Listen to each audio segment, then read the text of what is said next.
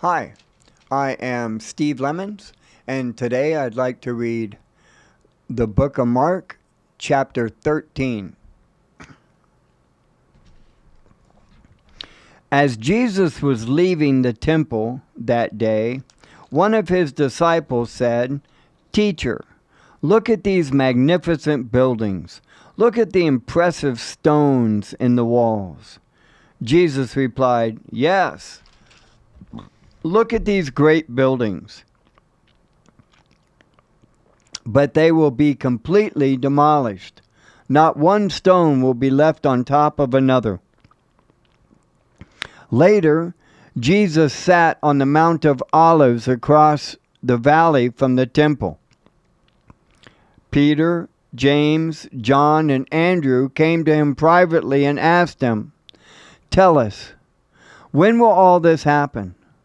What sign will show us that these things are about to be fulfilled?" Jesus replied, "Don't let anyone mislead you. For many will come in my name, claiming, 'I am the Messiah.' They will deceive many, and you will hear of wars and threats of wars, but don't panic.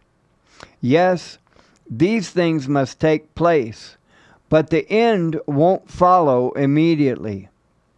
Nation will go to war against nation, and kingdom against kingdom.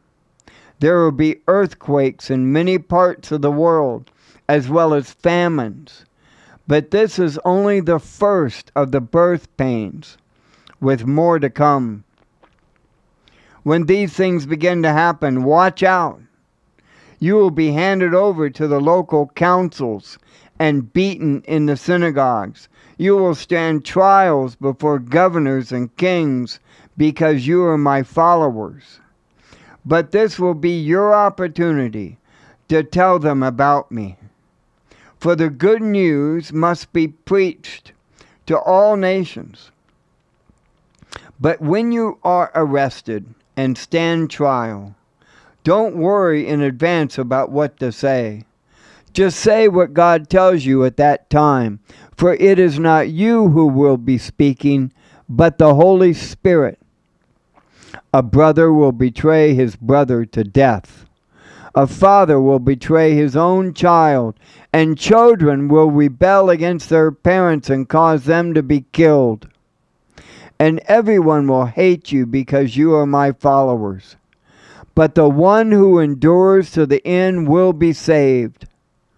The day is coming when you will see the sacrilegious object that causes desecration standing where he should not be. Reader, pay attention. Then those in Judea must flee to the hills. A person on the deck of a roof must not go down into the house to pack. A person out in the field must not return even to get a coat.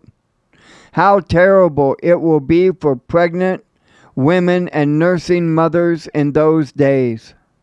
And pray that your flight will not be in winter, for there will be greater anguish in those days than at any time since God created the world. And it will never be so great again.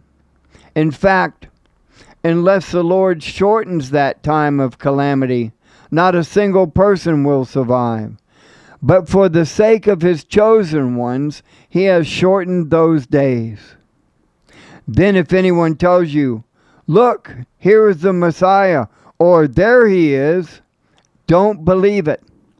For false messiahs and false prophets will rise up and perform signs and wonders so as to deceive, if possible, even God's chosen ones. Watch out. I have warned you about this ahead of time. At that time, after the anguish of those days, the sun will be darkened, and the moon will give no light. The stars will fall from the skies, and the power in the heavens will be shaken. Then everyone will see the Son of Man coming on the clouds with great power and glory, and he will send out his angels to gather his chosen ones from all over the world, from the farthest ends of the heaven and earth. Now learn a lesson from the fig tree. When its branches bud and its leaves begin to sprout, you know that summer is near. In the same way, when you see all things taking place, you can know that his return is very near, right at the door.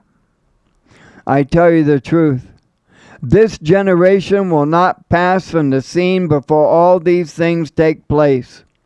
Heaven and earth will disappear, but my words will never disappear. However, no one knows the day or hour when these things will happen. Not even the angels in heaven or the Son himself. Only the Father knows.